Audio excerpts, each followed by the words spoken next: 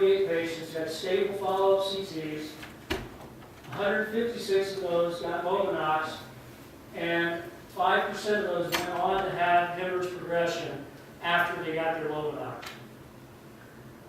This, to me, is one of the most interesting groups right here. The 92 patients who had a stable follow-up CT scan but did not get Lovenox, presumably, in most cases, because the neurosurgeon said, no, you can't have Lovenox. This patient can't be started on Lovenox. And look, lo and behold, their hemorrhage progression rate was twice the rate of the patients who got Lovenox. Now, it's a retrospective study, so it's a little hard to know exactly why that is, but it certainly looks like the selection bias was right. You were right. They were high risk. These were high-risk patients, and we tried to look at why. And I'll have a slide at the very end where we tried to figure out why, what made those patients higher risk. But it's I kind of have an alternate explanation. Okay, what's that? Which is you got lucky and all. Yeah. No, we took good neurosurgery. Yeah, it's better to be lucky than good. It is. Although the better you are, the more you get lucky.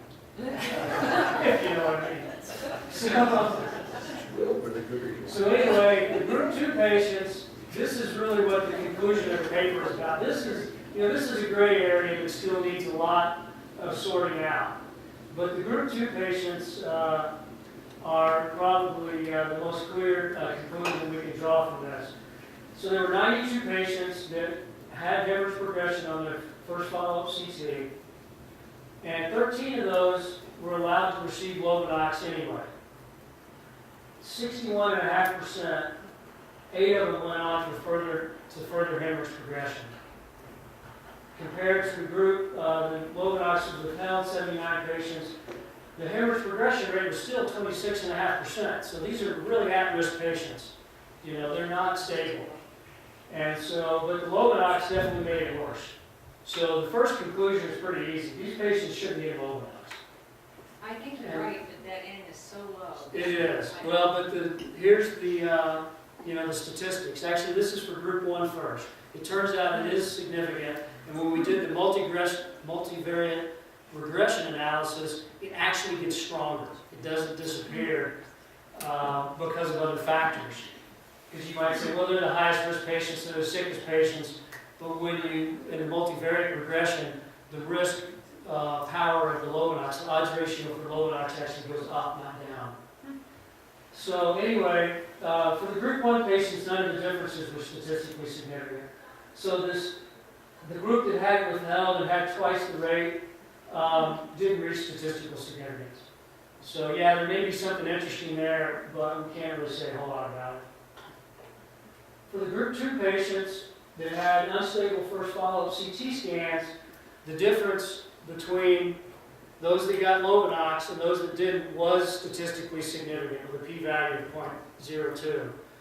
And we also looked at how many of those hemorrhages were potentially clinically significant, and quite a few of them were. 75 to 85% were at least potentially clinically significant. Now that seems really high to me.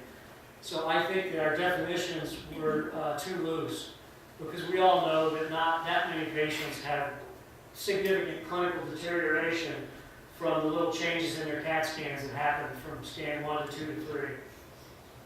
But nonetheless, the difference between hemorrhage progression rate was definitely different. And there was no difference between whether the patients had it early or late or never got it at all. So when we did the multivariate regression analysis and we looked at the odds ratios for all these different variables, exposure to Lovenox was by far the most significant of the variables, and it actually got more powerful when the other variables were considered. So it wasn't diluted by other factors of injury severity. And this indicates that these patients are at a 13-fold increased risk of hemorrhage if they're given Lovenox compared to not. Also, patients with extraaxial hematomas were significantly more likely to progress. Patients with severe TBI, GCS 3 to 8, or with a BMI greater than 25, which is interesting because If anything, you might think these patients were underdosed with a routine dosing regimen of Lovenox, and yet they were more likely to have hemorrhage progression. So, in summary for this study, the administration of Lovenox to patients who had an unstable initial follow-up CT, or they had hemorrhage progression on their first follow-up CT scan, had a 13-fold increased risk of further hemorrhage progression if they were started on Lovenox. And the mortality rate for hemorrhage progression overall was about 4 times higher than those who didn't have hemorrhage progression.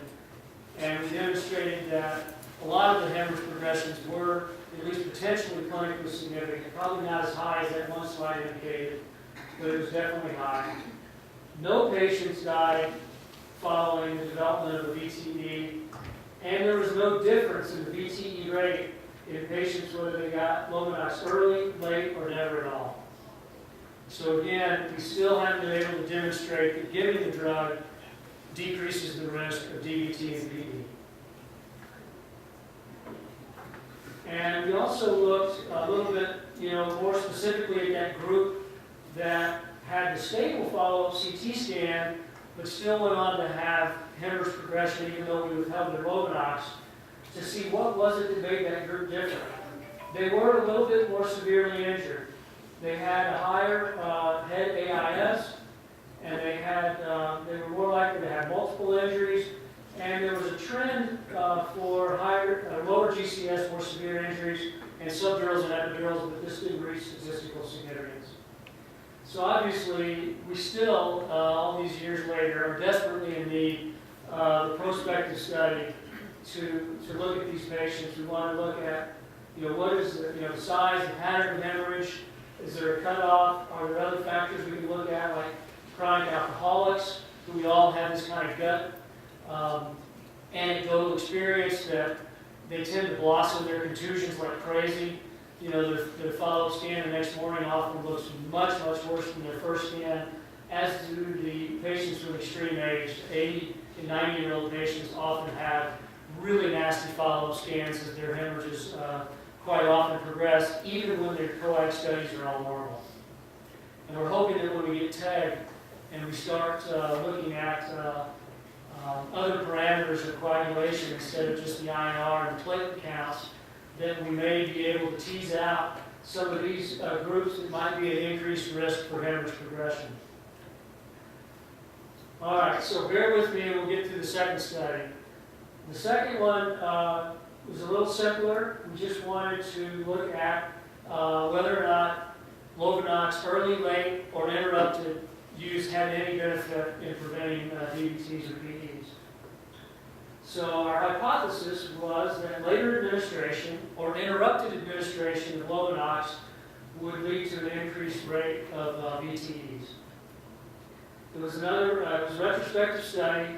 We had 480 patients in this study because we also collaborated with Swedish Hospital on this and used their database as well.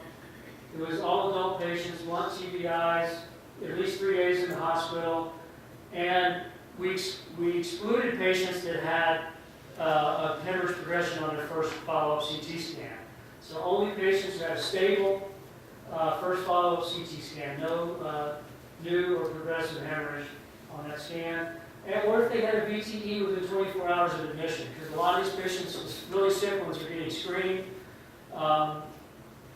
with duplex studies, or they may have had a symptomatic VTE early in their study. Obviously, if they get one this early, we're not going to be able to help them because we're not going to start Lovenox in 12 hours.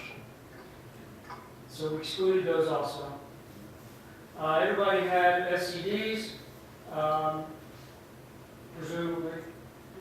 Lovenox was again standard dose, 30 milligrams BID, starting at 36 unless held by the neurosurgeon. Weekly surveillance duplex studies on the sick patients. I don't think everyone in this study had it screening, but the sicker patients did. Those in the ICU. And then we looked at DVT and PE rate and other demographics. We looked at the incidence of VTE and the association between VTEs and PTP, early, late, or interrupted, and did a multivariate regression. There were 480 patients. These patients weren't quite as sick as the others because we excluded the ones that had unstable follow-up CT scans, which tended to be the sicker patients. The overall DVT rate was 2.5%. The PE rate was 1%. So the overall VTE rate here is even lower at just 3% in the first study, which is a little over 5. 93% of patients got SCDs, 53% got Lovenox, and a little less than half never got it. Of those that got it, 42% got it early, 58% got it late, and 74%, or 188 patients, had it continuously, uninterrupted from the time that it was started until the time that they were discharged or discontinued or transferred to rehab or sent home and they weren't getting it anymore. But 67 patients, or 26%, had it interrupted at some point in their hospital course and then restarted. And usually, as you guys know, that's for a trip back to the OR for an orthopedic procedure, or maybe it's for us to pull out the ICP monitor or the ventric, or any number of different procedures or reasons that we have to stop the Lovenox before a procedure. Why do you have to stop it before you pull things out? Oh, I'm sorry, is that out loud?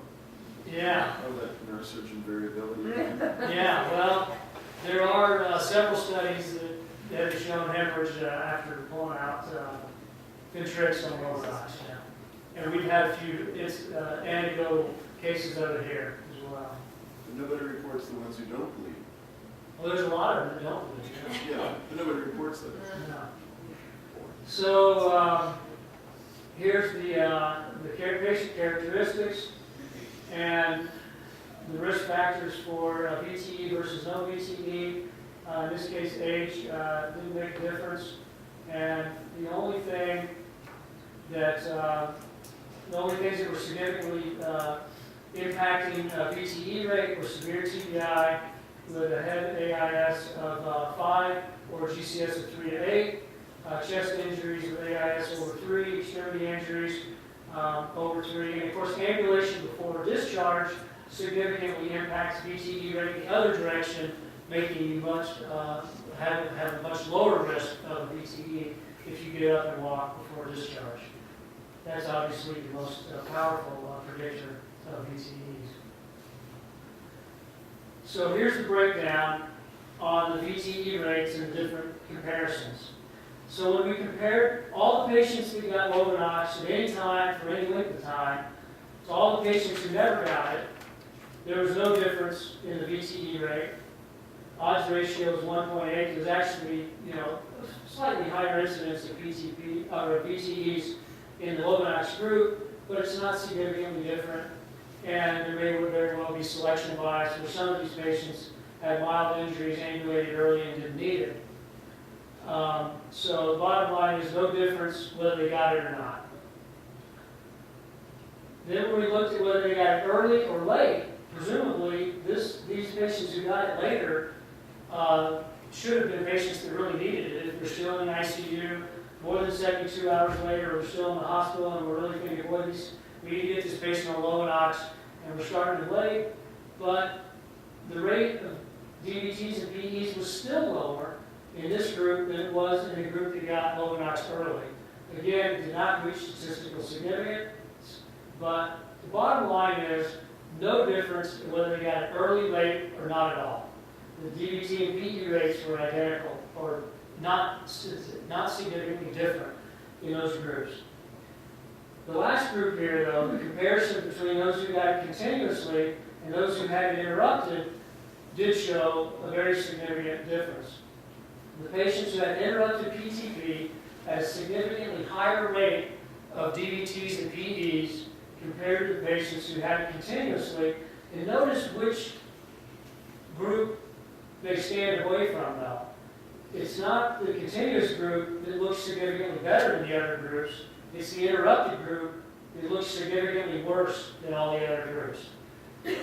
So we didn't really prove that continuous Lovenox therapy was beneficial because it's really not any different than the patients who never got Lovenox. But what we did demonstrate was that at least in our patient population, the patients who had interrupted Lovenox had a significant increase in their VTE rates. And this was a very surprising or shocking finding. I don't know if it was surprising. When you think about it, it may not be that surprising. Not to start them in the first place, or to just Well, yeah, that's the million-dollar question. So, and when we did a multivariate analysis to see if there were other variables that were driving that conclusion, or did it stand alone, first of all, none of these variables were significantly associated with DVT rates, but let's see, where am I? And none of these variables had any difference whether they got it early or late. Stuart, did But- pelvic fractures, would that come in under extremity injuries or? Yeah, it was, I'm not sure if there's a separate AIS category for pelvic fractures. There ought to be. I'm not sure why that's not here. It must not have been, if it didn't make the regression analysis, then that means it wasn't significant as an independent variable. Or it didn't even reach a less than significant threshold. I think 0.2 is the threshold to get into the multivariate analysis. But the only thing that really stands out, oops, 2 slides ahead. The only thing that really made a difference in VTE rates in the multivariate analysis was interrupted PTP with an odds ratio of 7. So the patients were 7 times more likely to get a DVT or PE if they had interrupted Lovenox. And none of the other variables were significantly associated with VTE rates. So, what do you do with that? Well, the overall incidence of VTE in our population was low. We had a 3% VTE rate in this group, and even in the first group that had the more severe injuries with the unstable initial follow-up CT scans, the rate was only 5%, and we had no mortalities from PEs. What we also found was that failure to administer PTP early or not at all didn't affect the risk of VTE. And conversely, to look at it the other way around, administration of Lovenox didn't bring the VTE rate down. Any of the groups, no matter how we looked at it, did not bring the rate of VTE down. And most importantly, interrupted administration of Lovenox significantly increased the risk of VTE in this patient population with an odds ratio over 7. Now, there's obviously limitations to the study. There's a retrospective design. There's potential bias in who gets Lovenox and who doesn't.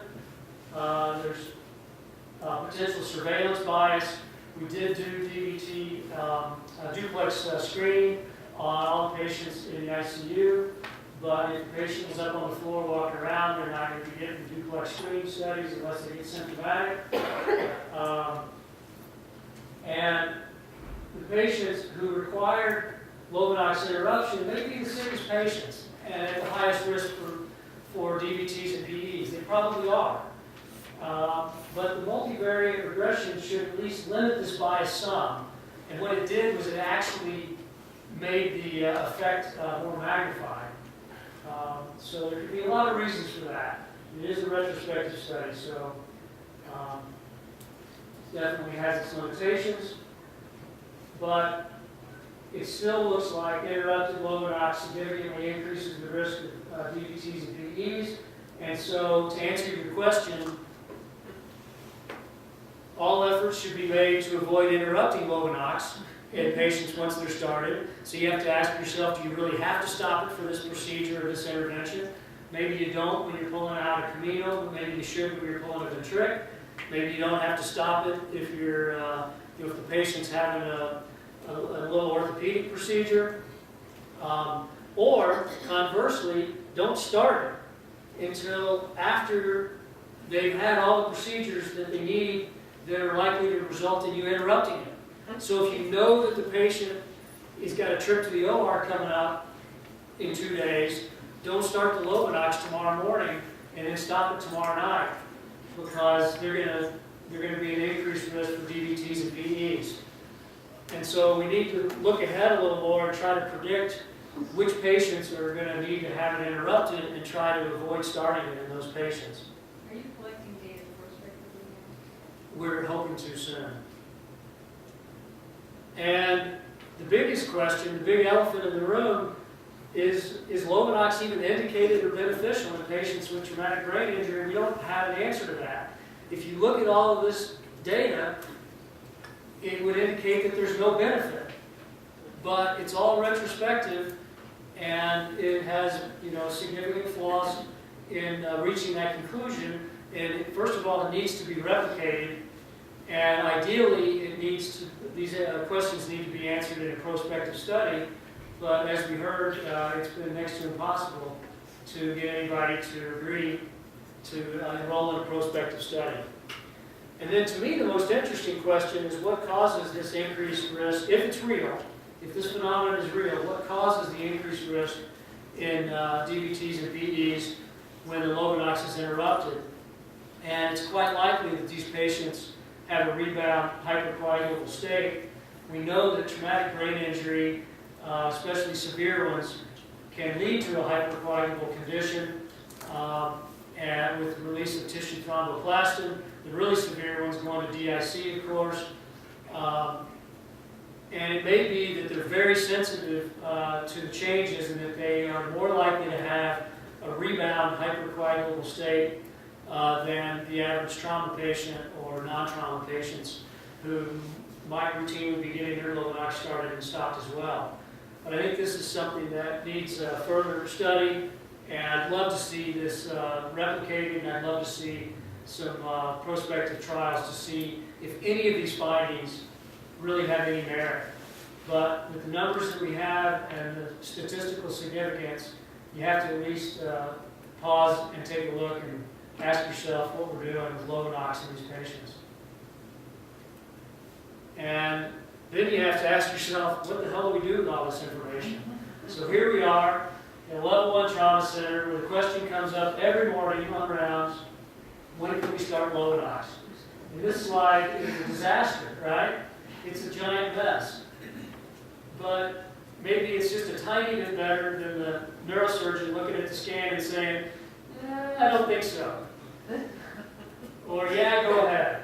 So this is a first stab at an algorithm, and let me just take you through it. It looks messy, but it's really not that bad. So you start with the morning after first follow-up CT scan. If that scan is stable, and here this is a big question box. I don't even know if this box should be here. But I throw it in there because are there other risk factors like big contusions or big contusion clusters, patients that are coagulopathic, chronic alcoholics, extreme elderly patients that tend to blossom? Most of those will probably have blossomed already and go down this path. But are there other patients that we need to look at more carefully? I don't know. So basically, if your scan is stable, then you ask yourself the next question, are they likely to need a procedure in the next couple of days that's going to require an interruption of their Lovenox? If the answer is no, so their scan is stable, they're not going to need interruption, go ahead and start them on Lovenox at 24 to 36 hours post-injury. Why? That's a good question. Why have it done? Because even with all this data, we still believe that it probably does decrease the risk of DVT and PE. Until somebody replicates this or comes up with a larger study, a bigger study, a prospective study, we have to assume that there's some benefit to Lovenox in some population of patients. We're just trying to identify which patients are safe to get it in, and we'd love to be able to identify which patients would actually benefit from it. We actually haven't been able to measure that yet. But we have been able to show which patients shouldn't get it. I do apologize, I forgot to list the category this morning. Things I believe despite my own data. Yeah, there you go. That would be a type 6 data, right? Despite my own data. I know, it's crazy. But, and I definitely struggle with this, but we, it's not, these aren't perfect studies, and There's nothing else in the literature that I'm aware of that shows anything like what we've shown in these two studies. And so, I don't know if it's some kind of fluke, if it's some kind of statistical aberration. We had a lot of help with these studies. We've been through with a fine-tooth comb. They both got published in peer-reviewed journals in the Journal of Trauma. And so I don't think that this is just total crap science, but it also is the only thing that Sell yourself short. but it's also the only thing, the only studies that have shown anything like this. So we really need to see this repeated. We need to see some corroborating evidence before we can totally give up on low in patients with TBI. I don't know, would you agree or disagree with that? First of all, I mean, it's wonderful to see the surgeons actually thinking first of all. Thinking about these sorts of issues. For those of you who are not here this morning, Dr. Lee's given me permission to treat him as hostile. But no, this is great. There are a couple other things, and one, there are two major things that are a problem here. Well, three really. One is always the issue of you fail to measure whatever the real issue is, and I'll come back to that in a second from the European observational study on hemorrhage emerging. Two is all of these things, even in your own shop, are plagued by selection bias. Absolutely. And funny enough, stuff that doesn't get published includes our stuff, because where we have a situation where one of our three general surgery services refuses to believe that anybody needs any of this, all it does is cause bleeding and all forms of heparin or heparinoids or so on and so forth are evil, and what else were. And unfortunately, what we have is something we never be able to publish, of course. And what we have is a control group, though, where we look in our own shop. And I'll tell you, I'll get back to why, but our interpretation is everybody gets subcutaneous heparin not later than the morning after admission. 15,000 units a day. 15,000 units a day. 5,000 every 8.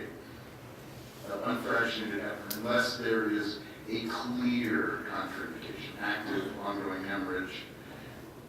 But that even includes operation because of Japanese data that showed even those patients with hemorrhagic brain disease going to surgery had, number one, no more bleeding when getting subcutaneous heparin, no increased need for transfusions, and most interestingly, fewer DVTs. How much fewer though? I mean, how much can we move this? They reduced it, if I remember right, don't quote me, from 11% to about 4 to 5%. Well, look at our numbers. These are combined DVTs, DVT rates. You exclude all the high-risk patients. Well, in the first group, the first group had everybody in it, and it was 5% combined DVT. Which is about what's expected early on. They also, the tracking also goes out longer. I don't remember exactly the timing. But nonetheless, that'll just tell me what we do. Yeah. The thing that's interesting is when we look at a regret, we'll never be able to show this just because of internal politics. Of course, now that I'm not there anymore, what do I care? But because as the issue is an independent risk factor developed venous thromboembolic disease was winding up on their service. Now, is that because this is the only difference in management, et cetera? And it's not to poke fun at them or to rude to my colleagues. There's probably a lot else we don't measure. Coming back to that is the issue of when you look in what's the natural history of traumatic hemorrhages expanding. And so the European observational study was performed in order to get a baseline for determination whether these patients should all receive recombinant factor 7A. Is this traumatic hemorrhages or spontaneous hemorrhages? Traumatic parenchymal hemorrhages. Okay. And so the issue of what's baseline, because as you said, the literature is very poor. It's all over the place. What if you look at everybody? And one of the things that became obvious is, number one, these hemorrhages occur early, they occur late. Number two, they occurred in distant places. They were enlargements of existing hemorrhages, etc. And So you there was everything was random was the bottom line. The most consistent feature that came out was patients who got heparin, because they weren't using no expensive